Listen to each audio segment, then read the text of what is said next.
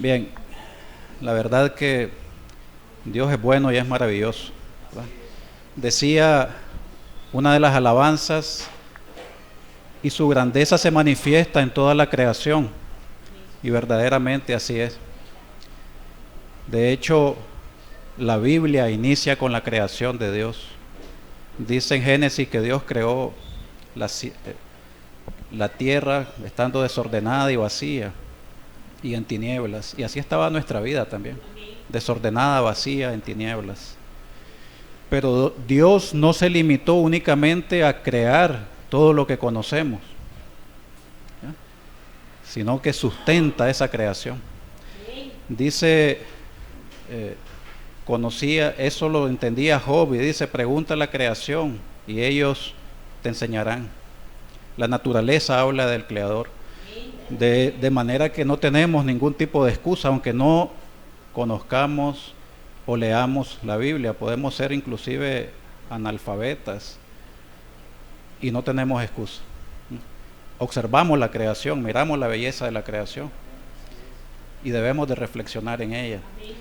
Job, entendiendo eso, dijo, ni aun los cielos son limpios delante de tus ojos, ni las estrellas son limpias delante de tus ojos, cuanto menos el hombre que es abominable y vil y que bebe la iniquidad como agua. Ciertamente yo era uno de esos que Job mencionaba, abominable, vil y que bebía la iniquidad como agua, ¿verdad? Y por la misericordia de Dios, por pura misericordia y por pura gracia, no porque haya hecho algo que le agradara a Él, estoy acá. David entendía eso y reflexionaba cuando estaba en el campo y decía, cuando veo los cielos y las obras de tus dedos y las lunas de las estrellas, digo, ¿qué es el hombre para que tú tengas memoria de él? Y así debemos de decir nosotros, ¿quién soy yo, Señor, para que tú te hayas fijado en mí, siendo yo vil y despreciable? Entre tantos millones y millones de personas, ¿cómo fijaste tus ojos en mí, Señor? De manera que Dios no solo se limitó a crear la creación, a crear al hombre, sino que lo sustenta.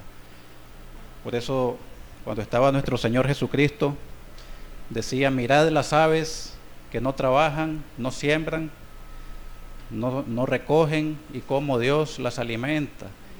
Y los lirios del campo, cómo se visten de esa belleza, cómo crecen y no trabajan, no hilan, ni aun Salomón con toda su gloria se vistió como ellos.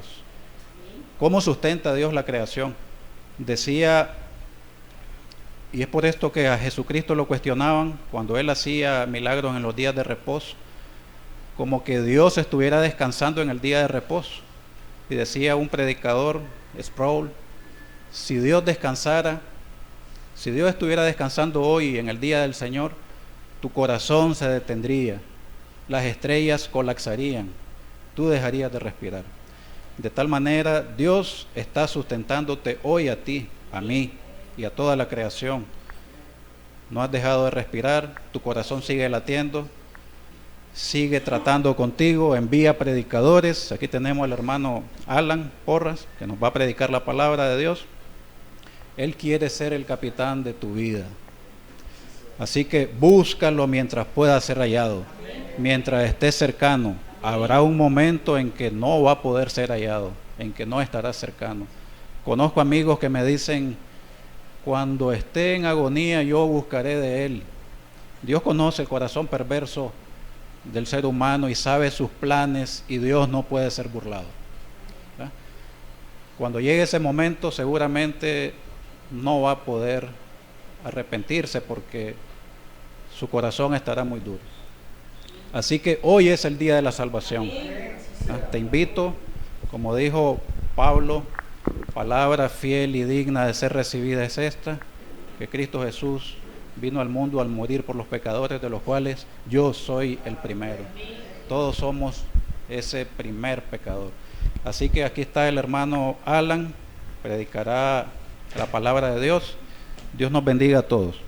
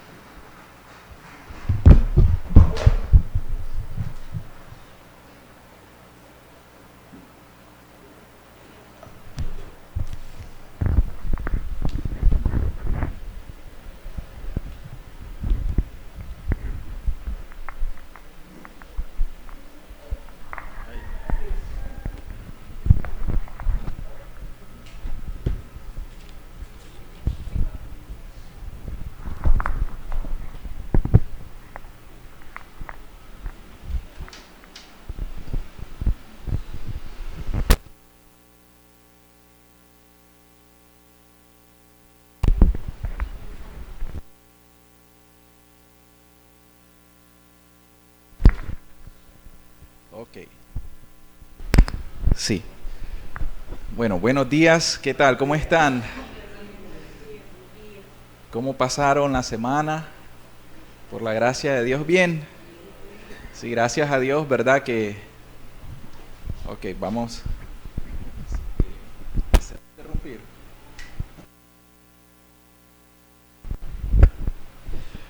Vamos a hacer una breve oración, agradecerle al Señor por un día más de oportunidad, ¿verdad? Que podemos tener acá.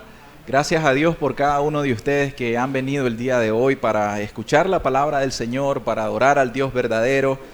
Y de todo corazón es nuestro anhelo, nuestra sincera necesidad y deseo que todos nosotros hoy salgamos bendecidos de esta reunión. Tanto como yo estoy siendo bendecido, que usted sea bendecido por esta enseñanza. La verdad que la enseñanza del día de hoy, ustedes se dan cuenta que nosotros vamos leyendo el Evangelio de Mateo y hoy corresponde la lectura en el capítulo 14. Vamos a estudiar una enseñanza muy valiosa para todos nosotros que está ubicada en Mateo 14. Vamos a leer del versículo 22 al versículo 33, que en la versión Reina Valera dice: Jesús anda sobre el mar, pero le hemos puesto por título a la enseñanza de hoy: viviendo por fe y no por vista. Viviendo por fe y no por vista. Y consideraremos el texto en Mateo 14, el versículo 30. El versículo 30 dice: pero al ver el fuerte viento, está hablando de Pedro, pero al ver el fuerte viento, tuvo miedo y comenzando a hundirse, dio voces diciendo: Señor, sálvame. Amado Padre, te queremos, Señor, rogar en esta mañana, Señor, con mucha necesidad. Por favor, Señor, ayúdanos, bendícenos en esta mañana, Señor. Padre, me pongo en tus manos, Señor, con tanta necesidad para ser utilizado, Señor, para tu voluntad, Dios mío. La verdad, Señor, es que yo no soy nada, Señor. Yo no soy nada y te necesito, Dios. Si, como decía el hermano, si me quitas hoy la inteligencia, Señor, ¿qué podré pensar? Si me quitas la vista, ¿qué podré leer? Si me quitas el habla, Señor, ¿qué podré decir, Dios mío? Y si me quitas el corazón, ¿cómo podré yo vivir, Señor? Todo depende absolutamente de ti, Señor. Padre, y cada persona que está aquí también depende absolutamente de tu sustento, Dios. Por eso bendícenos, Señor. Sóplanos de ese hálito del Espíritu Santo que soplaste a tus discípulos en aquella ocasión, Dios. Vivifícanos con tu palabra por el Espíritu Santo, Dios. Esta es nuestra oración, cuánto lo necesitamos, Dios. El valle de los huesos secos, Señor, no podría resucitar a menos de que el Espíritu Santo les diera vida, Señor, porque estaban muertos y muertos en gran manera, Señor. Hoy vivifícanos, hoy enséñanos, Dios, que tenemos que vivir por fe y no por vista, por favor, Señor. En el nombre de Jesús. Amén, Señor. Amén. El apóstol Pablo dijo en cierta ocasión: porque por fe andamos, no por vista. Y el Señor Jesús dijo en otra ocasión, conforme a vuestra fe sea hecho. Quiere decir que la vida cristiana comienza por la fe, pero la vida cristiana se sostiene también por la fe. Eso es algo vital que nosotros debemos de aprender en esta mañana. Si nos damos cuenta en el contexto, anteriormente el Señor Jesús había hecho un gran milagro, ¿verdad? La alimentación de los 5,000. Nosotros podemos leer anteriormente cómo había una gran multitud, aproximadamente de unos 5,000 varones, sin contar mujeres y niños, y solamente habían unos cuantos panes. Dice la Escritura, cuando anochecía se acercaron a él sus discípulos diciendo, el lugar es desierto y a la hora ya pasada despide a la multitud para que vaya por las aldeas y compren de comer. Jesús les dijo, no tienen necesidad de irse, dadle vosotros de comer. Y ellos dijeron, no tenemos aquí sino 5 panes y 2 peces. En eso nosotros observamos el gran milagro que hace el Señor Jesucristo cuando Él de forma providencial demuestra su poder. Y así como en el Antiguo Testamento Dios le dio de comer maná del cielo al pueblo de Israel cuando no tenían alimento, asimismo estaba el Señor en este lugar y había mucha gente, el pueblo de Israel, que tampoco tenía que comer. Y este Jesús operó el mismo milagro que el mismo Dios había obrado anteriormente en el desierto. Lo volvió a hacer y lo único que esta vez hizo es que multiplicó el pan y les dio de comer peces. O sea, ellos recibieron el alimento de parte del mismo Dios. Estamos en ese contexto. Luego, ¿qué sucede? El apóstol Juan nos deja ver que después que el Señor hizo estos milagros, las personas comenzaron a alegrarse, comenzaron a ver que Jesús podría ser el rey para ellos, y Juan nos dice, pero entendiendo Jesús que iban a venir para apoderarse de él y hacerle rey, volvió a retirarse al monte él solo. Entonces ellos querían en este momento levantar a Jesús. Este es el Mesías prometido, este es el libertador de Israel, este es nuestro gran rey, vamos a levantarlo. Y Jesús, siendo omnisciente, sabía cuál era la intención. Y fue en ese momento donde comenzamos nuestra lectura en el versículo 22. Enseguida Jesús hizo a sus discípulos entrar en la barca e ir delante de él a la otra ribera, entre tanto que él despedía a la multitud. Y despedida la multitud, Jesús subió al monte a orar aparte, y cuando llegó la noche estaba allí solo. Este es el contexto. Nosotros vemos aquí al Señor Jesucristo revelando algo a nosotros. Él está revelando su deidad. Deben entender que la deidad que Jesús revela quiere decir sencillamente que Él es hombre, pero que también Él es un ser divino. Él está revelando eso a través de estos milagros, a través de la manifestación y la multiplicación del pan, igual que lo hizo con el maná en el desierto. Ahora está haciendo algo diferente, y lo que vamos a encontrar en esta historia es cómo este mismo Jesús tiene poder y tiene potestad aún sobre las aguas y aún sobre el viento. Nosotros nos damos cuenta que Jesús tiene potestad sobre los demonios, Jesús tiene potestad sobre las enfermedades, Jesús tiene potestad sobre los ángeles, Jesús tiene toda la autoridad que el Padre le ha dado. Entonces todo esto nos quiere decir a nosotros que el Señor Jesucristo, Él es algo más que un hombre, Él es algo más que un simple carpintero, Él es algo más que un simple profeta. Ustedes se acuerdan del otro evento que se nos dio en Mateo 8, del 23 al 27, cuando Jesús calma una tempestad. ¿Se acuerdan cuando estudiamos eso? Jesús, ¿qué hizo al calmar una tempestad? Mientras estaba en la barca, vino una gran tormenta. ¿Y Jesús qué estaba haciendo? Él estaba reposando, Él estaba durmiendo. Pero los discípulos, ¿cómo estaban? Ellos estaban muy asustados. Hombres de poca fe, esa fue la reprensión que el Señor les dio. Y cuando ellos vinieron y le dijeron, Señor Jesús, despiértate que perecemos, El Señor muy sencillamente se levantó, Él fue y Él reprendió a los vientos e inmediatamente los vientos cesaron y esa tempestad cesó y la barca estuvo quieta. ¿Qué es lo que dijeron los discípulos en aquel momento asombrados? ¿Quién es este hombre, dicen ellos, que aún los vientos le obedecen? Comienzan ahí a tener esos indicios de quién es el Señor Jesucristo, las primeras revelaciones de quién es ese Jesús. Pero ¿saben algo? Ahora que Jesús camina sobre el mar, y vamos a ver el ejemplo que también Pedro, por el poder de Jesús, comienza a caminar sobre el agua, pero sucede algo que Pedro comienza a dudar, y ese va a ser el enfoque para la enseñanza de hoy. El enfoque va a ser que Pedro primeramente estaba viendo a Jesús. Pedro tenía puestos los ojos en Jesús, pero de repente Pedro volteó a ver a los lados y comenzó a ver las grandes olas que el viento levantaba y comenzó a tener miedo y comenzó a dudar y quitó los ojos de Jesús y los comenzó a poner en la tempestad, en el viento recio, en las grandes olas, y ese miedo comenzó a traer algo que se llama duda o incredulidad. Todo va causándose de esa manera. ¿Y qué le sucedió a Pedro? Comenzó a hundirse.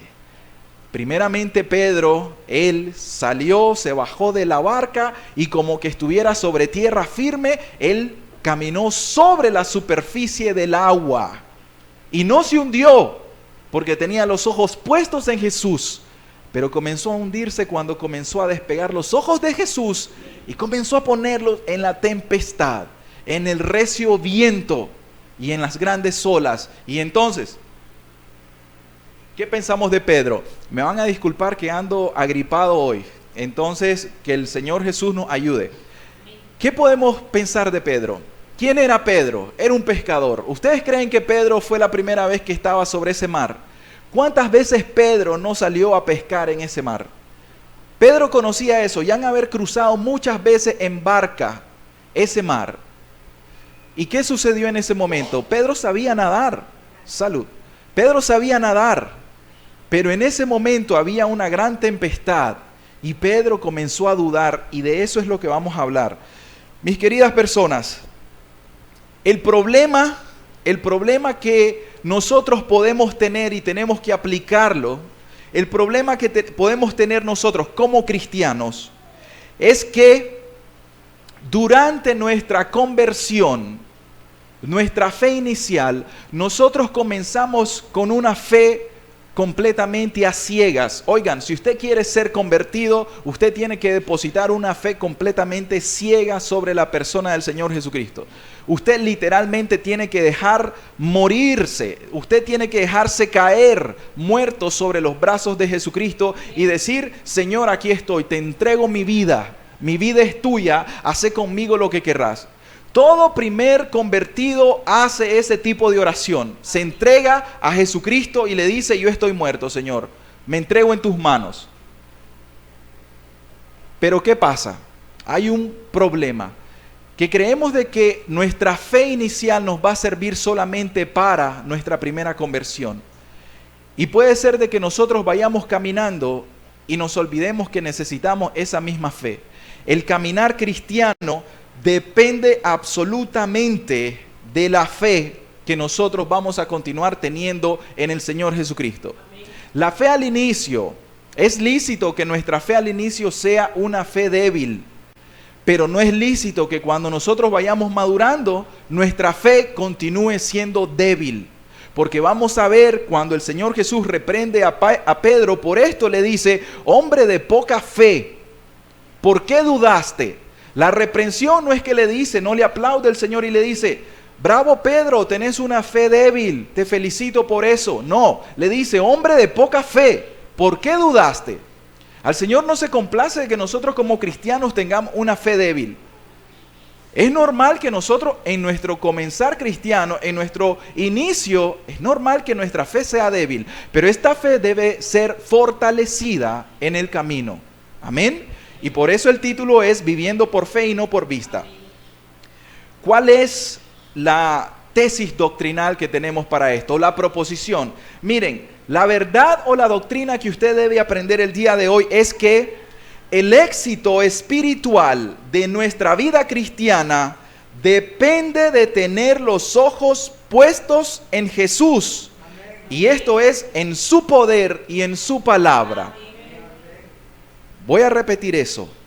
El éxito espiritual de nuestra vida cristiana depende de tener los ojos puestos en Jesús. Y esto es en su poder y en su palabra.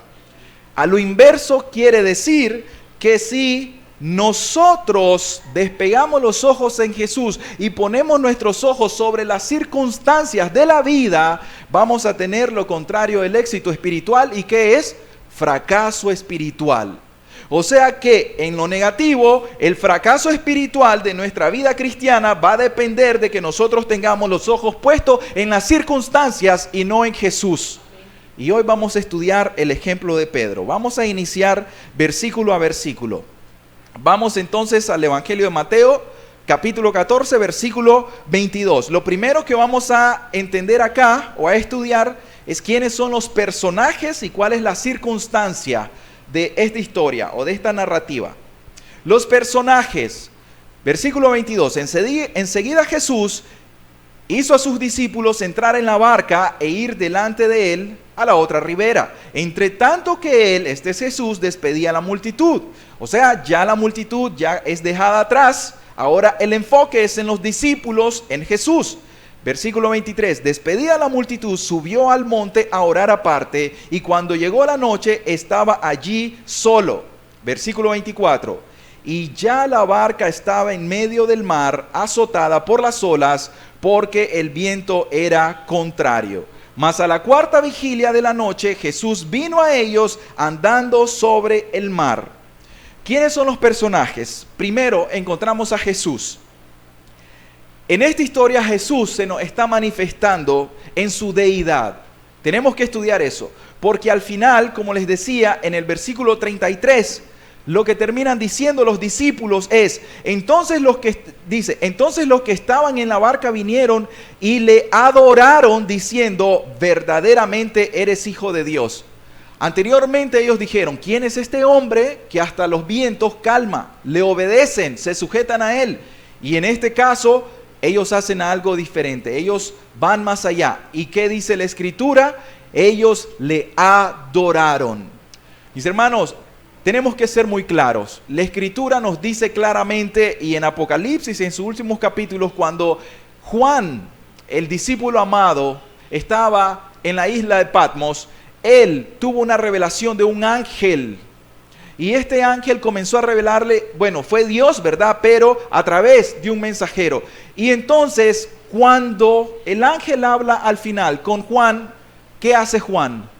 Se postra para adorar al ángel. O sea, él va a adorar al ángel. ¿Y el ángel qué le responde? Ustedes se saben esa historia. Exactamente. Él le dice, no Juan, no te postres delante de mí. ¿Por qué razón? Porque yo soy consiervo tuyo y de los profetas y de los mártires. Y luego, ¿qué le dice? ¿Adora solo a quién? Adora solo a Dios. Y entonces la primera pregunta aquí es, ¿por qué Jesús acepta la adoración de sus discípulos? ¿Se dan cuenta de eso? ¿Qué es lo que está enseñando el Señor Jesús aquí? ¿Por qué ellos le adoran? ¿Y por qué Jesús se atreve a permitirles a ellos que le adoren? Solamente hay una respuesta. Son dos las alternativas que tenemos. Puede ser que Jesús estaba engañado creyéndose algo que él no era, o puede ser que Jesús tenía razón y era quien él decía ser. El Hijo de Dios, y el Hijo de Dios aquí quiere decir que Él es Dios mismo. ¿Amén? Entonces, aquí nosotros vemos a Jesús, que Él se revela con su deidad. Jesús se revela con su autoridad. ¿Por qué razón? Porque vemos que camina sobre el agua. Porque vemos que los vientos, una vez que Él entra sobre la barca, los vientos le obedecen. Se aquieta. Entonces este hombre, este Jesús, tiene autoridad sobre la naturaleza. O sea, ya habíamos visto, Jesús es categorizado como el juez. Miren, nosotros tenemos un juez. Abraham le dice a Dios, el juez de toda la tierra no hará lo que es justo. ¿A quién se le refería? A Jehová, a Dios. ¿Y a quién Dios ha estipulado por ser juez? ¿Quién es aquel juez que va a estar en el trono blanco? Jesús. Entonces, pregunto, ¿hay dos jueces o es un único juez? Es un único juez. Dios es el juez y Jesús tiene toda la potestad para juzgarnos en el día final. Entonces Jesús es Dios. Los demonios, como dice en Marcos 1:27, esto no lo traemos solo para que lo sepamos. Los demonios le obedecen a Jesús. ¿Se acuerdan de esa historia? Cuando ellos le dicen, oh Jesús, ¿qué tienes con nosotros? Has venido a atormentarnos. Y él les dice, sálganse de ahí, váyanse. ¿Y qué hacen los demonios? Tiemblan y corren, obedeciendo a este Jesús, que es más que Dios, que es más que hombre, Él es Dios. Los ángeles también, el Señor Jesús dijo en cierta ocasión, ¿acaso yo no puedo ahorita pedir que venga una legión de ángeles a socorrerme? O sea que Jesús podría decir, ángeles vengan en este momento, y los ángeles que están sujetos a la palabra de Dios, ellos obedecerían de inmediato. Entonces los ángeles santos, ellos obedecen a Jesús. Pero aquí la naturaleza misma se está sujetando a Jesús. ¿Quién es el creador de la naturaleza? ¿Quién es el creador del cielo y de la tierra? ¿Quién puede tener dominio sobre el mar? Cuando yo estaba un poco más joven, yo no soy surfista, pero sí practicaba un poco el surf. Y me metía ahí un poquito más atrás de las olas. Cuando nosotros estábamos sobre esa tabla, la tabla de surf, estamos sostenidos sobre esa superficie, ¿verdad? ¿Qué pasa? Cuando comenzamos a ver alrededor, nosotros nos entra una angustia, al menos a mí me comenzaba a venir una pequeña angustia. Yo decía, oye, esto es profundo. Si yo me caigo en este momento y si viene una ola recia aquí y me arrastra y me lleva al fondo, yo aquí me ahogo. O sea, las cosas que hacíamos cuando estábamos jóvenes y sin Dios, ¿verdad? Porque a veces nosotros tentamos a Dios de muchas maneras. Ahora somos llamados a la prudencia, ¿verdad? Sabemos que la vida vale mucho y no podemos estar jugando de esa manera. Bien, pero ¿qué pasa? Eso se le llaman deportes extremos. Por alguna razón se le llaman deportes extremos, como tirarse de un avión en paracaídas y esos son deportes extremos. Uno puede morirse inmediatamente. Pero entonces, ¿qué pasa? Creería yo que cuando vienen esas olas tan fuertes, yo les puedo decir a una de esas grandes olas, hola, detente en este momento. No dirían ustedes, ese muchacho está loco, está desquiciado, perdió la razón. Pero Jesús, quizá ni siquiera Él hablaba y solo levantaba las manos y las olas se calmaban. Entonces, ¿quién es este Jesús? ¿Ustedes creen que será normal, físicamente hablando, que nosotros podamos estar sobre la superficie del agua? ¿Ustedes creen que eso es normal? El peso de un cuerpo, de un ser humano vivo que pueda estar sobre la superficie del agua y no hundirse. No se puede. Entonces, ¿qué pasaba con Jesús? Ahí encontramos a este Jesús que se nos está demostrando como un ser divino en su deidad. Ahora bien, el punto de esto es que nosotros debemos de tener un conocimiento de quién es Dios. ¿Cuál es el problema de la duda? ¿Cuál es el problema cuando nosotros quitamos los ojos de Jesús y los ponemos en las circunstancias? ¿Saben cuál es el primer problema? Que estamos desconociendo quién es Jesús. Ahora yo les quiero decir, ¿cuáles son los atributos de Dios? Dios es omnisciente, Dios es omnipotente, omnipresente. Si Dios es omnipotente, quiere decir que Él es todopoderoso y que Él tiene todo el poder en el cielo, en el universo, tiene todo el poder en la tierra, en las aguas y debajo de las aguas y de la tierra. Amén. Aún Dios tiene el poder sobre el infierno, sobre el lago de fuego. ¿Ustedes creen eso? Entonces el punto está en que cuando nosotros comenzamos a dudar de Dios y ponemos los ojos en las circunstancias y nos comenzamos a hundir, como vamos a ver en Pedro, estamos dudando de la potencia de Dios. Pero no solamente eso, estamos diciéndole, Señor, yo no creo que seas como tan poderoso para ayudarme y socorrerme. Pero ¿qué más? Es Dios. Nosotros podemos conocer a Dios por sus nombres. O sea, Él se revela por sus nombres. Ustedes saben, los nombres de Dios en el Antiguo Testamento y en el Nuevo Testamento revelan ¿qué cosa? El carácter de Dios. La forma en cómo es Dios se revela a través de sus nombres. Y eso no lo inventó el hombre. Eso Dios lo ha revelado a nosotros de esa manera. ¿Amén? ¿Cómo más se revela Dios? ¿Cómo lo podemos conocer? A través de sus atributos. Entonces, ¿qué más? Dios es amor. Dios es misericordia. Dios es bondadoso. Entonces nosotros como cristianos necesitamos afianzarnos más al conocimiento de Dios, porque la fe viene ¿por qué? Por el oír, y el oír por la palabra de Dios. ¿Qué quiere decir eso? Que yo no puedo ejercer una fe para salvación inicial si alguien no me predique el evangelio de salvación. Pero yo no puedo sostenerme y vivir por fe si yo no conozco los atributos de Dios. Amén. Pero a medida que yo tengo un encuentro personal con Jesús y yo conozco más su amor, yo conozco más su bondad. Si Jesús ya me rescató de mi vida pasada, si ya me libertó de la esclavitud de Egipto, si ya abrió el mar rojo para que yo pase por tierra seca, si ya Él estuvo delante de mí en una nube de fuego y en una nube una nube de fuego y la nube que nos da la sombra. Si yo ya sé que Jesús está delante de mí para darme el sustento, para darme el maná en el desierto, para darme el agua que sale de esa roca cuando tengo sed, si yo ya sé todo lo que Jesús me ha perdonado, si Él ya pudo hacer esas cosas en mi vida pasada para ahora trasladarme del reino de Satanás al reino de Jesucristo, la pregunta es, ¿por qué voy a dudar de este Jesús ahora que soy cristiano? Entonces, cuando yo dudo, no solamente lo estoy insultando, estoy dudando de su personalidad. Estoy dudando de que Él me ama. Estoy dudando de que Él me cuida. Estoy dudando de que Él es poderoso, de que Él me está tratando, de que Él me está cuidando, etc.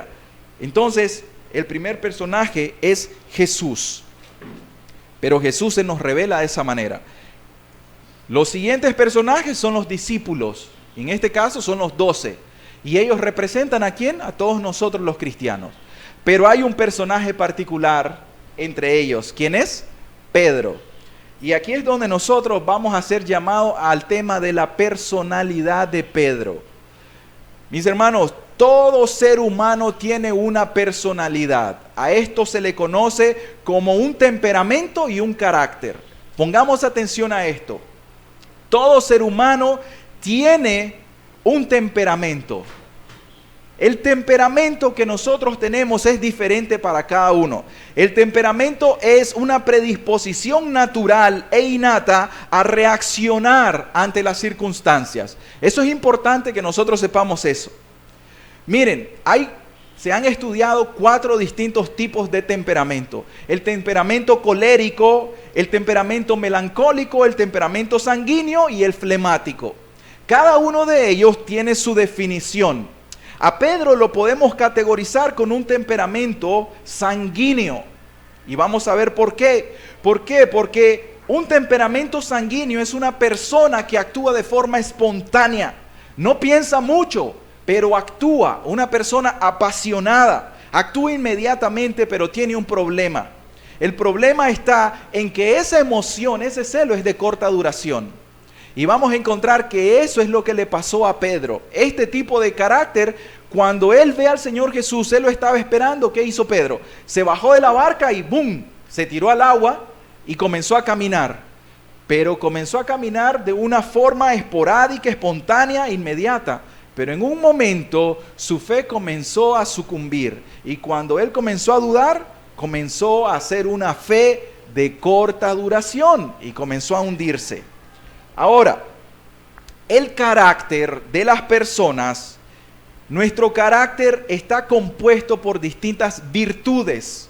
Y lo que debemos entender es que no podemos justificar nosotros si tenemos un mal temperamento. Pero nuestro carácter puede moldear con las virtudes nuestro temperamento. Por ejemplo, si soy una persona que dudo mucho, Soy una persona con un carácter melancólico, por ejemplo. El carácter melancólico es una persona que está enfocado a enfocarse en las ideas o en los problemas. Y esta persona permanece con ese tipo de carácter por mucho tiempo. A estas personas las podemos normalmente encontrar con algún tipo de depresión emocional, depresión mental y cuando son cristianos, depresión espiritual, que vamos a ver qué es eso. Entonces, ese tipo de persona, si su carácter y sus virtudes no se modelan, entonces siempre la vamos a encontrar como que está deprimida. Como que siempre va a estar ahí cabizbajo, como que le vamos a estar diciendo, hermana, hermano, ¿qué te pasa? Y siempre está así como en sombra. Nunca la vamos a encontrar sonriente, nunca la vamos a estar dispuesta.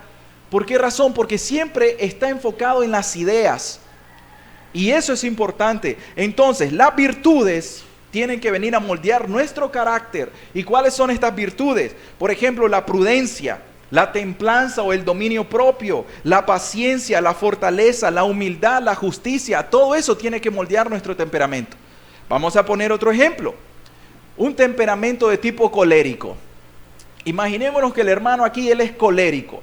Colérico quiere decir que él reacciona rápidamente. Y además de eso, lo hace con mucha energía, actúa de manera impetuosa. Entonces, ¿qué pasa? Él no piensa mucho en los resultados. Él simplemente, como decimos nosotros, es fosforito. Ok, actúa sin pensar mucho. Ahora, ¿qué pasa con él? ¿Es normal que él siempre sea intemperante? ¿Es normal que él siempre esté actuando de esa manera sin dominio propio? No es normal. Ese es su temperamento, amén. Pero ahora su carácter tiene que ser moldeado por el Espíritu Santo, por la palabra. O sea, él tiene que asemejarse más a Cristo. Y ahora entonces, él tiene que ejercer la paciencia, el dominio propio, la templanza. Y de esa manera su carácter va a ser moldeado a la forma del carácter de Cristo Jesús. Amén. Entonces, ¿por qué tuve que enseñar eso, mis hermanos? Es importante que nosotros nos identifiquemos. Vamos a poner de ejemplo a Pedro. Sin embargo, nosotros tenemos distintos tipos de temperamento. Hermanos, no podemos juzgarnos los unos a los otros. Porque mi temperamento puede ser similar al de Pedro, el mío. Yo me puedo identificar con un temperamento similar al de Pedro. Y es consuelo porque yo digo, bueno, Señor, si Pedro tuvo poca fe, yo puedo tener poca fe también. No para justificarme, pero porque ahí no hay pecado en lo que Pedro hizo. Vamos a ver que no hay pecado, simplemente es un defecto o una deficiencia en su fe. Pero alguno de ustedes puede ser colérico. Otro de ustedes puede ser melancólico, otro sanguíneo, otro flemático. Y es importante que nos identifiquemos, pero no vamos a buscar justificarnos o decir, yo tengo este carácter porque yo tengo esta constitución natural. No, nosotros vamos a moldear nuestro carácter conforme a las virtudes. Y eso es lo que Jesús estaba haciendo aquí. Ustedes se están dando cuenta que Pedro ahorita estaba aprendiendo una lección. Pedro ahorita está aprendiendo una lección muy grande y el Señor se la va a enseñar por el resto de su vida. Ahora bien, vamos a ver las circunstancias. Las circunstancias que venimos aquí es primeramente que Jesús los dejó solos. ¿Se dan cuenta de eso? Jesús los dejó solos. Le dice, vayan ustedes adelante y yo me voy a ir solo a orar. Ahí tenemos nosotros una gran enseñanza de parte del Señor Jesucristo. ¿Por qué? Porque el Señor Jesús era un hombre muy, pero muy ocupado. Amén. Y después de estar ocupado con la multitud, con sus discípulos, después de tener hambre, ¿qué hizo? Se fue a solas. ¿A qué? A orar. La verdad que él no se fue a dormir. Él se fue a continuar orando con el Señor. Este Jesús es un hombre digno de ser imitado en realidad. Pero ¿qué pasa? Aproximadamente ¿cuántas horas pasó ahí el Señor? Si los dejó a las 7 de la noche, la Escritura nos dice, más a la cuarta vigilia de la noche, la cuarta vigilia es de 3 a 6. O sea que aproximadamente, si Él los dejó a las 7 de la noche, ¿estuvo cuántas horas? 9. Si Él los dejó a las 9 de la noche, o sea, Él estuvo 6 horas. Sí, entonces Jesús los dejó bastante tiempo a solas. ¿Y qué es lo que estaba sucediendo con ellos? Mientras Jesús los dejó, ellos obedecieron al Señor. ¿Se dan cuenta? Ellos obedecen al Señor y van a hacer lo que Él les dijo. ¿Y qué les sucedió por obedecer al Señor? Vino una tormenta, vino una circunstancia. Cuando nosotros somos cristianos y esperamos que la vida sea color de rosa, estamos equivocados. Nosotros debemos de esperar que hayan muchas aflicciones en la vida cristiana, muchas persecuciones en la vida cristiana, muchos problemas y tribulaciones y pruebas en nuestra vida cristiana. Ahí comienza a probarse nuestra fe. Si nosotros creemos que todo va a ser color de rosa y nunca tenemos tentaciones, incluso tenemos que dudar de nuestra fe y decir, ¿por qué todo me va tan bien? ¿Por qué yo no tengo tentaciones como la hermana? ¿Por qué no tengo padecimientos como el hermano? ¿Por qué no tengo persecución o aflicción como aquel o como aquella? ¿Por qué yo vivo de lo mejor, prosperado, bendecido en victoria? Y entonces de repente, ojo, hay que ver el tipo de fe que estás teniendo. Hay que ver realmente si estás en el reino de Dios. Ustedes sabían algo, que cuando nosotros nos enlistamos en el ejército de Jesús, nos estamos constituyendo enemigos ¿de quién? Del archienemigo, Satanás. Y Satanás tiene su ejército gigante, ejército de súbditos espirituales, demonios, huestes, potestades, etcétera, pero también de personas que son seguidores de Satanás. O sea, mis hermanos, estamos en una guerra santa. Nosotros estamos en medio de una terrible guerra. Y esta guerra es a muerte. Y la muerte es la muerte de nuestra alma, o la vida de nuestra alma, y finalmente la vida eterna o la muerte eterna. Entonces, cuando nosotros tenemos tentaciones, hermanos, no juguemos con las tentaciones, porque esas tentaciones no provienen de Dios, o de nuestra concupiscencia, o del maligno. Entonces, es importante ver esas circunstancias. Hay problemas, dificultades, pruebas, aflicciones. Miren, Jonás tuvo una tormenta estando en el mar, pero él la tuvo ¿por qué? Por su desobediencia. Estos discípulos tuvieron esta tormenta estando en el mar por su obediencia, ¿se dan cuenta? Hay distintos fines, pero el fin de esto no es porque hay algo que se le conoce teología retributiva. No es que estos hombres estaban pasando por algún pecado.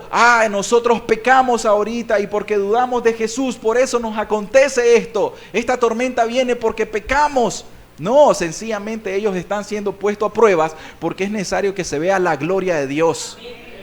Hay dos propósitos, mis hermanos, en las aflicciones para nosotros. ¿Saben cuáles son? Uno es que nosotros seamos fortalecidos en la fe. Que nuestra pequeña fe, que nuestra fe débil vaya fortaleciéndose para hacerse una fe fuerte. Pero segundo, que Dios sea glorificado en nuestras vidas, mis hermanos. Esos son los dos propósitos. Pero si persistimos en nuestra fe débil y nosotros nos ahogamos como Pedro se estaba ahogando y nosotros no lanzamos ese grito de ayuda, Señor, sálvame, entonces nos vamos a hundir. Pero Jesús ahí manifiesta su misericordia con nosotros.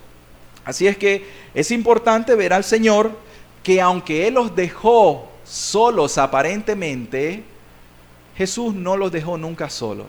Luego que el Señor dejó de hacer lo que estaba haciendo a la cuarta vigilia, a las 3 de la mañana, el Señor fue caminando y luego que pasó la orilla del mar, se caminó sobre la superficie del agua como que estaba sobre tierra firme y llegó y ellos se espantaron. Y eso es lo que dice el siguiente versículo, ¿verdad? Versículo 25 en adelante. Mas a la cuarta vigilia de la noche, Jesús vino a ellos andando sobre el mar, y los discípulos, viéndole andar sobre el mar, se turbaron, diciendo, un fantasma, y dieron voces de miedo. Pero enseguida Jesús les habló diciendo, tened ánimo, yo soy, no temáis. Entonces esas palabras, el Señor Jesús las trae, pero no nos llama la atención entonces lo que sucede, por qué se asustaron ellos. Nosotros nos podemos asustar cuando no estamos conociendo quién es Dios.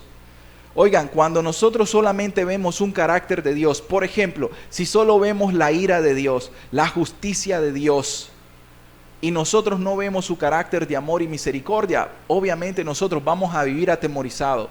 No, Dios es fuego consumidor, Dios es ira, Dios es justicia, Dios está irado contra el pecador.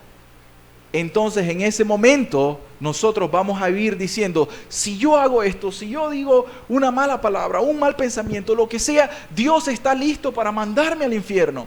Entonces ahí tenemos una mala percepción de Dios, porque Dios también es amor y misericordia y paciencia y bondad. Y no es que Dios esté esperando a que nosotros como cristianos cometamos un pecado para mandarnos al infierno. Eso sería una mala concepción de Dios.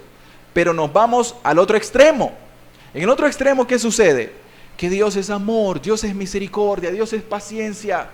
Entonces, nos desligamos del carácter justo, santo, la ira de Dios, la justicia de Dios, y entonces comenzamos a creer de que Dios no nos va a juzgar por nuestros pecados. Y entonces decimos aquel proverbio que se dice hoy en día: Dios ama al pecador, pero aborrece al pecado. ¿Por qué le digo un proverbio? Porque aunque tenga detrás de eso una verdad bíblica, se utiliza para justificar el pecado. Vamos a ser sinceros. Entonces las personas lo que dicen es: hermano, yo ando en una fornicación, sí, pero acordate que Dios ama al pecador, aborrece mi pecado, claro, pero Él me ama a mí.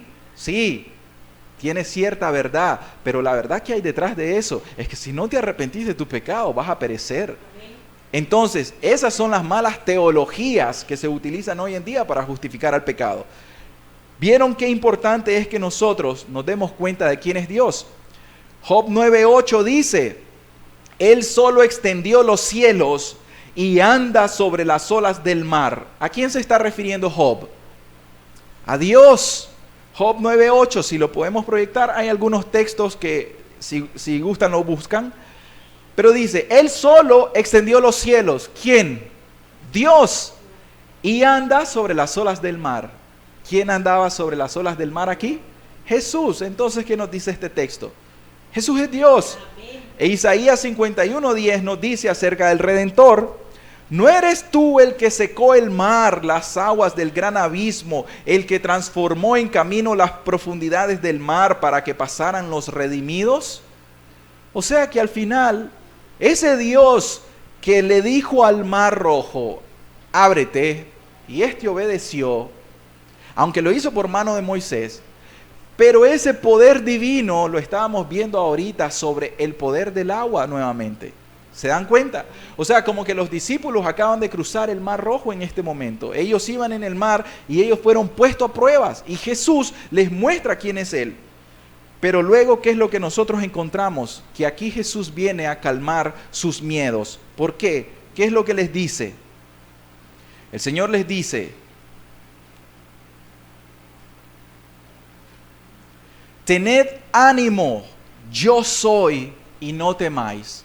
Cuando nosotros estamos en estas pruebas, en estas aflicciones, en estas dificultades, aunque el Señor se retarda un poco, aunque nosotros creemos que estamos solos, aunque creemos que Él no nos está viendo, que no nos está oyendo y estamos hundiéndonos en nuestros problemas, sin embargo recordemos que el Señor no retarda sus promesas, como algunos lo tienen por tardanza.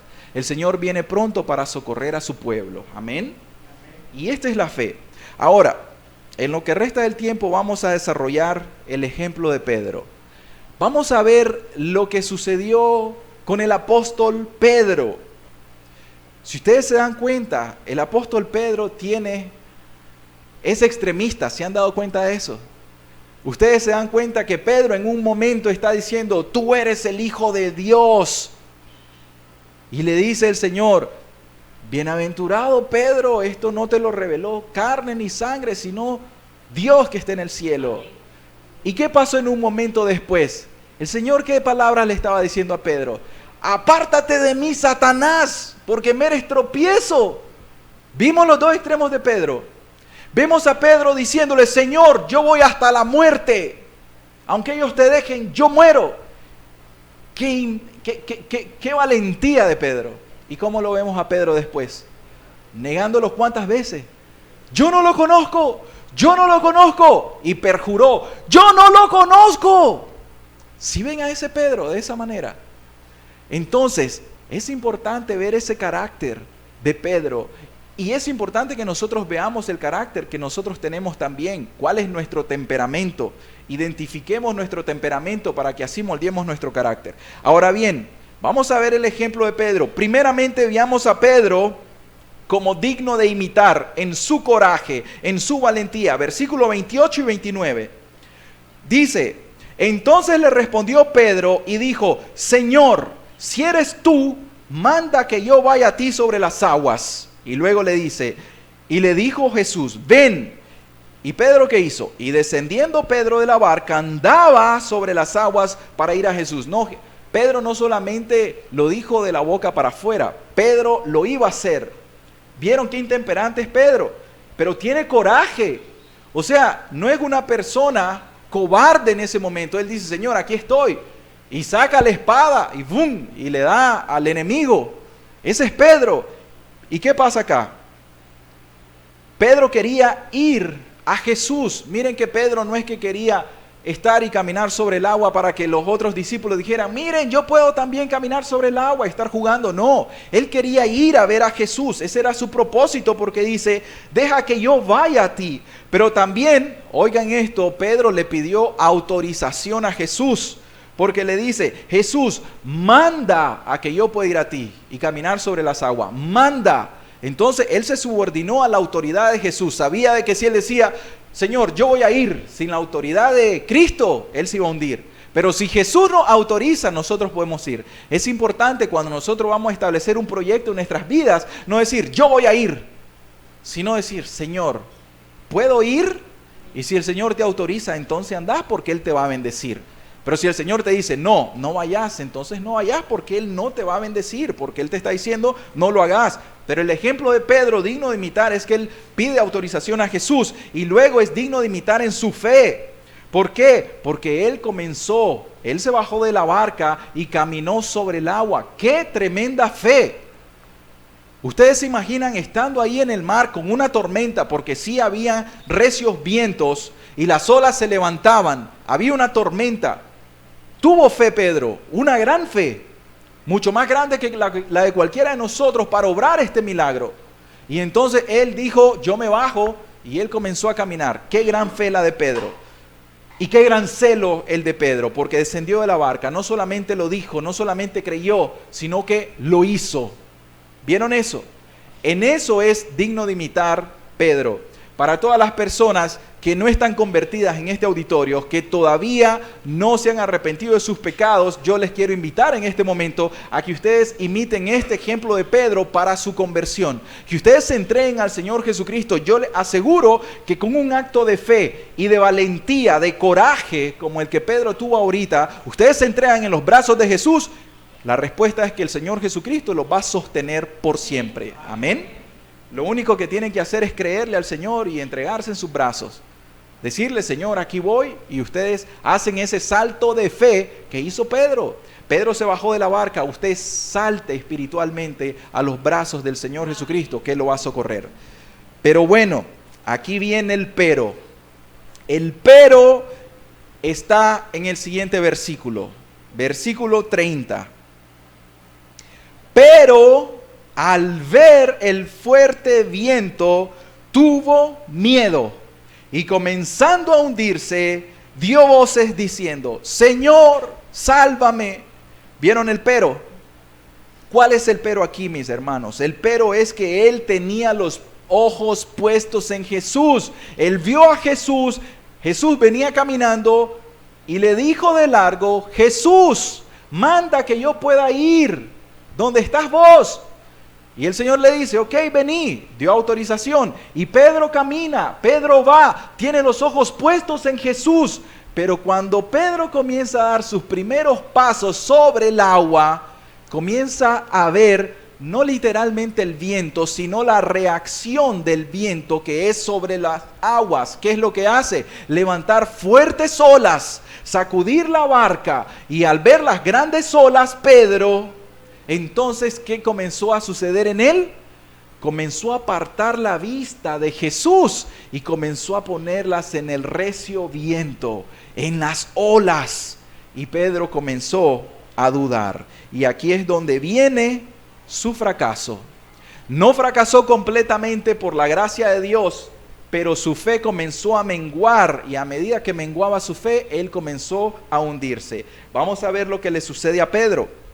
Primero, vino el miedo.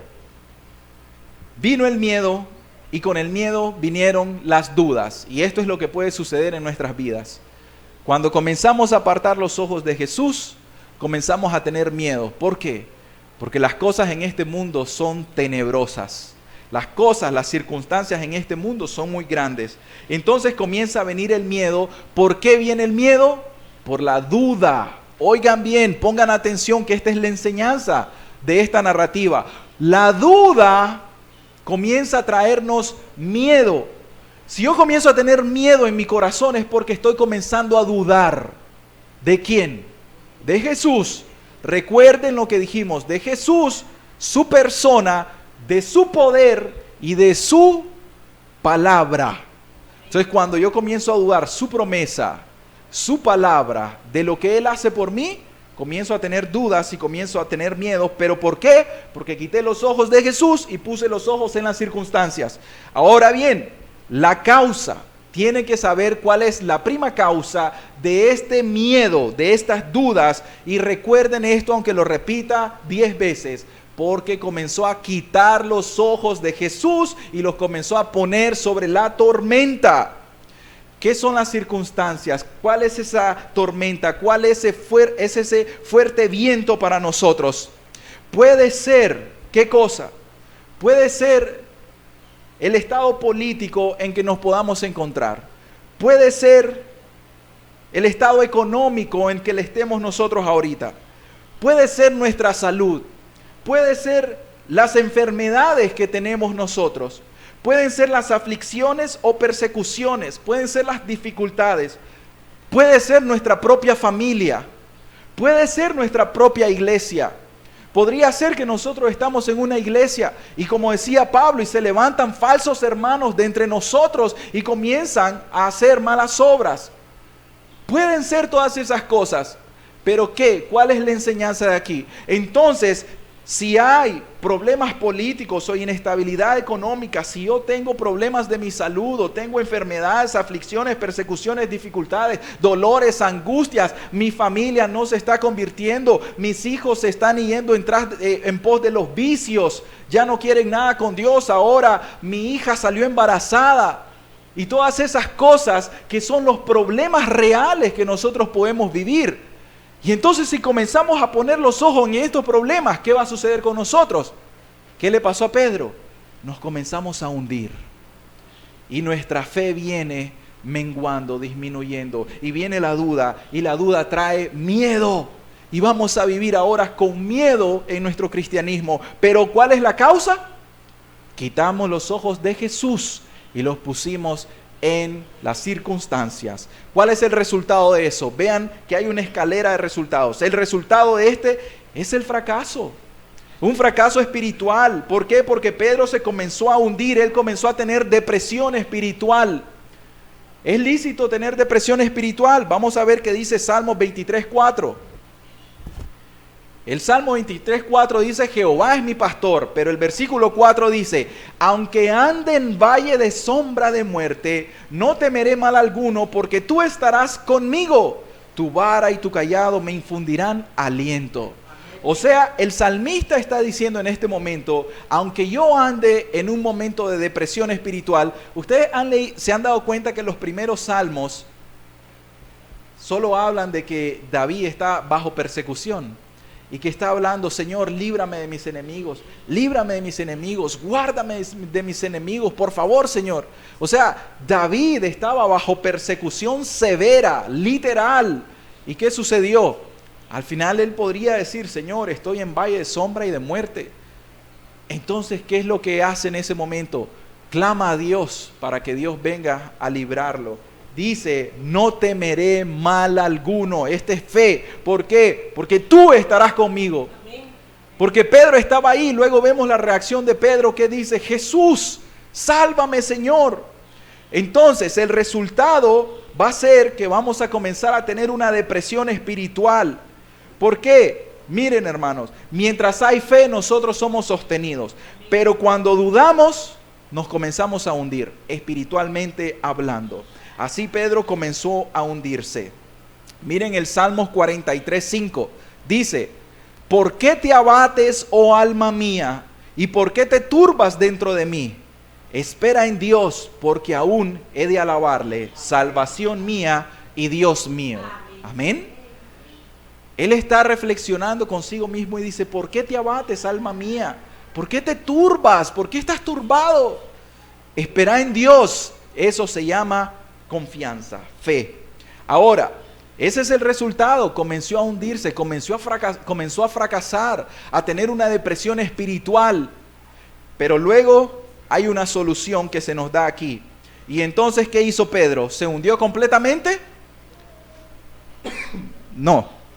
Pedro vino y dice, y comenzando a hundirse, dio voces diciendo, Señor, sálvame. Él comenzó a clamar. Y aquel texto nos dice, clama a mí y yo te responderé. Porque aquí dice la palabra y comenzó a dar voces. Pero en el griego la palabra es comenzar a clamar, comenzar a gritar, comenzar a exponer o exclamar en alta voz diciendo, Señor, sálvame, con mucha necesidad. Y entonces, el resultado de eso, cuando comenzamos a hundirnos, tenemos una única solución prescrita aquí, un remedio. ¿Cuál es? Pedir ayuda. ¿Y a quién le van a pedir ayuda? ¿A quién le pidió ayuda? ¿Pedro? ¿A los discípulos que estaban allá atrás? Tomás, ayúdame, tírame la red para agarrarme de ahí, si no me ahogo. A Jesús le dijo, Señor, sálvame. A Jesús nosotros tenemos que ir en oración, y una oración de clamor, una oración concreta y una oración dependiente. Dependiente, que llegue un momento en que dependemos tanto que pongamos nuestra vida en las manos de Jesús.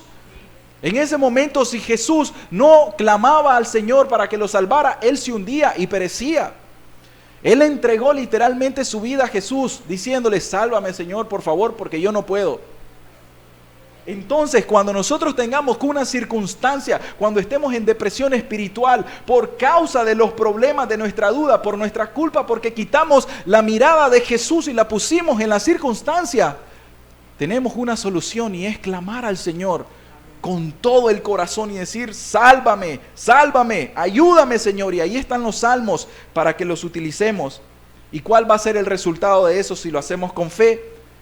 El versículo 31 nos dice, al momento Jesús, extendiendo la mano, asió de él y le dijo, hombre de poca fe, ¿por qué dudaste? Lo primero es, ¿qué hizo Jesús? ¿Lo reprendió primero Jesús? No. Lo primero que Jesús hizo fue extenderle la mano, salvarlo, ayudarlo, rescatarlo. El resultado de esta humillación espiritual, de pedirle ayuda a Dios con sinceridad, es que el Señor nos rescata. Como dice el Salmo 26, ahora conozco que Jehová salva a su ungido, lo oirá desde sus santos cielos con la potencia salvadora de su diestra. ¿Y qué es lo que hizo el Señor Jesús? Jesús dice aquí, al momento Jesús extendió la diestra. Estamos viendo nosotros, el ungido, aquí está hablando el salmista. El salmista es un ungido de Dios. Él dice, ahora conozco que Jehová salva a los cristianos. Lo oirá desde sus santos cielos. Jesús, sálvame, Señor, sálvame, con la potencia salvadora de su derecha. De su diestra quiere decir de su mano. Entonces Jesús en este momento está revelando que Él está dispuesto a ayudarnos si nosotros se lo pedimos. Él extendió su brazo de poder, y aquí nosotros vemos dos cosas. Uno, que Jesús tiene poder para salvar. Amén. Si Jesús nos pudo salvar en nuestra conversión inicial, Jesús nos puede socorrer en nuestros problemas en nuestra vida cristiana. Claro, si andamos por fe y no por vista. Pero ¿qué más? Vemos la disposición de Jesús para ayudar. Estas son palabras de fe. Jesús está dispuesto a ayudar a Pedro.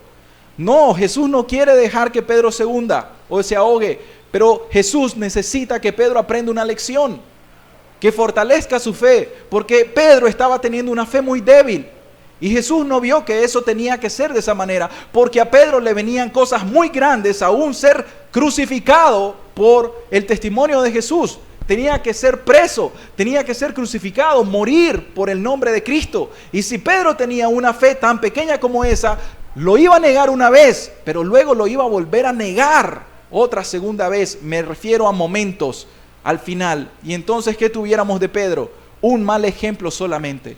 Pero en este momento Jesús quiere ayudarnos. Amén. Pero luego Jesús lo reprendió. Después que Jesús lo salvó, lo rescató, Jesús lo reprendió. Y al reprenderlo, ¿por qué lo hizo, hermanos? ¿Me pueden responder ustedes? Le dice: hombre de poca fe, ¿por qué dudaste? ¿Por qué razón lo reprendió? Porque comenzó a dudar. Acababan de tener el milagro de multiplicar los panes y los peces y alimentar a 5. Ustedes sí se dan cuenta, han analizado qué quiere decir que tengamos ahorita 5 platitos de comida nada más y 5 vasos de fresco y que se multipliquen para 5,000. Eso es algo sobrenatural, literalmente sobrenatural. Y eso lo acababan de ver. Y entonces dice: tienen poca fe todavía. Tu fe es muy pequeña. Y entonces a esto es que se debe toda nuestra aflicción, hermanos. Nuestra aflicción se debe a nuestra poca fe o a nuestra falta de fe. Miren, si el Señor fue capaz de arrebatarnos como un tizón del fuego, ¿acaso no sería capaz de sacar y rescatar a Pedro del agua? Asimismo, eso puede suceder con nosotros. Si Jesús nos salvó del infierno, Jesús nos puede sostener en nuestro caminar cristiano. Pero esto es una palabra de fe. Jesús le dice: ¿por qué dudaste? Sepan esto, Jesús no se complace de la duda de nosotros. Porque Él está diciendo aquí: hombre de poca fe, ¿por qué dudaste? ¿Por qué dudaste de mí? ¿Por qué si soy tu compañero? ¿Por qué si hemos comido juntos, hemos ayunado? ¿Por qué si yo te rescaté? ¿Por qué si yo soy tu amor? ¿Por qué soy tu salvador, tu consejero, tu consolador? ¿Por qué dudas de mí? Y eso es lo que nos dice Jesús. ¿Por qué tenemos que dudar de Él? Dudamos de que Jesús es Dios. Si Jesús no es Dios, entonces no es omnipotente, no nos puede salvar. Pero Jesús es Dios para nosotros. Él es omnipotente. Él tiene toda la potestad sobre todas las circunstancias de nuestra vida. Pero el error está en nosotros, que dudamos de Él. Dudamos de su obrar en nosotros. Y eso es lo que le sucedió a Pedro. Pero ¿saben algo? Jesús aquí, después de enseñarle, Él restaura la fe de Pedro. ¿Qué es lo que dice después? Y dice: y cuando ellos subieron en la barca, se calmó el viento. O sea, Pedro se estaba hundiendo, pero para regresar a la barca, ¿cómo tuvieron? ¿Ustedes creen que Jesús lo llevaba chineado? No. Pedro fue caminando sobre el mismo agua donde se estaba hundiendo. Entonces la fe de Pedro fue restaurada. El primer propósito de la prueba para nuestra vida es que se aumente nuestra fe. No podemos nosotros vivir con una fe débil, porque las circunstancias de este mundo nos van a abatir y nos van a abatir y nos van a abatir. Y nos vamos a hundir y vamos a vivir en depresión espiritual. Pero Jesús espera de nosotros que con cada circunstancia creamos más en Él, nos apropiemos más de Él, de su amor, de su paciencia, su misericordia, de su poder, de su bondad, su benevolencia, que Él quiere rescatarnos, ayudarnos y llevarnos hasta el fin. Eso es el propósito. Y el último propósito, lo terminamos en el versículo 33, el último propósito es que Dios sea glorificado. Es que Jesús sea glorificado. Terminamos en versículo 33. Entonces los que estaban en la barca vinieron y le adoraron diciendo: verdaderamente eres Hijo de Dios. Todo esto sirvió con múltiples propósitos y uno de ellos es para enseñarnos a nosotros que debemos de vivir por fe y no por vista. Porque si nosotros tenemos nuestros ojos puestos en Jesús, en su carácter, en su personalidad para con nosotros, como aquel admirable, consejero, príncipe de paz, Dios fuerte, Padre eterno, como león de Judá, como rey de reyes y señor de señores, como cordero de Dios. Si nosotros nos aprendemos los nombres de Jesús, entonces nos vamos a dar cuenta de que cuando dudamos es por nuestra culpa, por nuestra poca fe. pero que Jesús hoy nos enseña a que nosotros debemos de fortalecernos en el poder de su gloria para cumplir su segundo propósito, que es glorificarle. La prueba ya había pasado, ¿vieron? ¿Se dieron cuenta? Como dice el Salmo: alabad a Jehová desde la tierra, los monstruos marinos y todos los abismos, el fuego y el granizo, la nieve y el vapor, el viento de tempestad que ejecuta su palabra, alabad a Jehová. Entonces nosotros ahora alabamos a Jesús, porque aún el viento, la tempestad, Él queda dominado bajo el poder de su palabra. Amén. ¿Qué nos podrá dominar a nosotros? Esto finaliza con una adoración a Jesús. Colosenses 2, 9, 10. Colosenses 2, 9, 10 dice: porque en Él habita corporalmente toda la plenitud de la deidad. Deidad no es un término teológico, es un término bíblico. Ahí lo tienen. Porque en Él, este es Cristo, habita corporalmente toda la plenitud de la deidad. O sea, Jesús es Dios. Y vosotros estáis completos en Él. Este es Jesús, que es la cabeza de todo principado y potestad.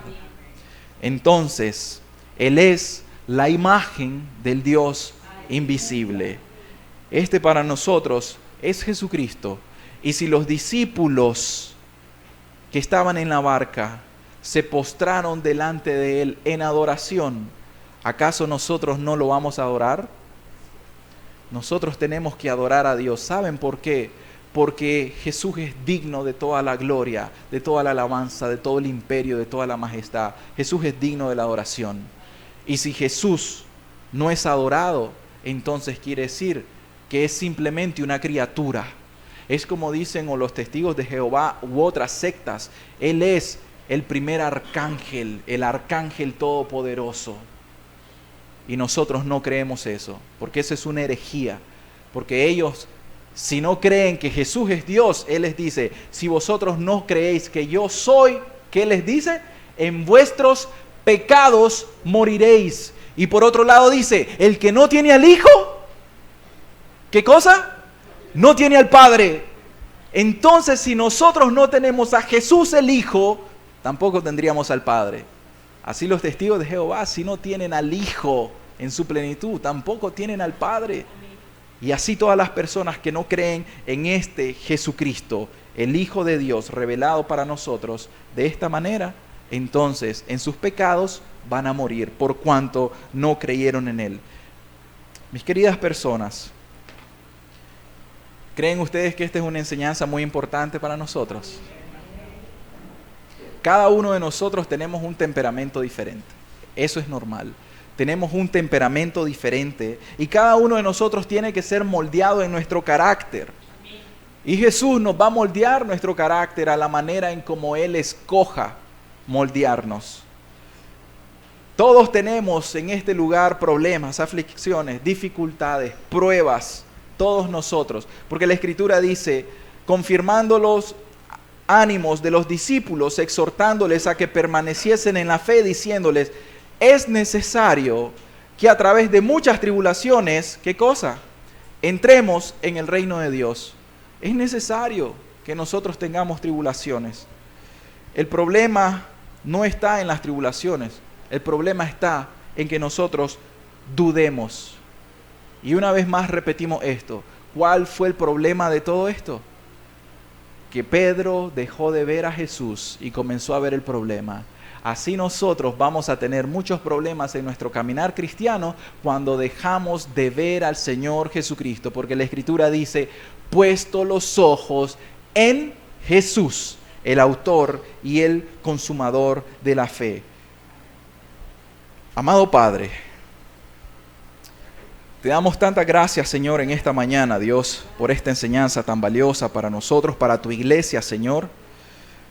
Te damos tantas gracias, Señor, porque hoy nos has exhortado, Señor, para que todos nosotros crezcamos en la fe, Señor.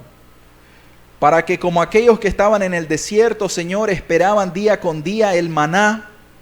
Así nosotros día con día, Señor, fortalezcamos nuestra fe, Señor. Que nosotros sepamos hoy que no podemos continuar viviendo en nuestra fe inicial, sino que nos es necesario crecer, Señor, en esta fe y madurar nuestra fe, Señor. Es la única solución, Dios. Padre amado, que te conozcamos más y más, que conozcamos quién es Jesucristo cada día más, Señor, para creerle a su persona, para creerle a su poder, para creer a su palabra, Señor. Padre, que se cumpla tu palabra y lo que dice la Escritura, Señor. Mis ovejas oyen mi voz, y yo las conozco y me siguen.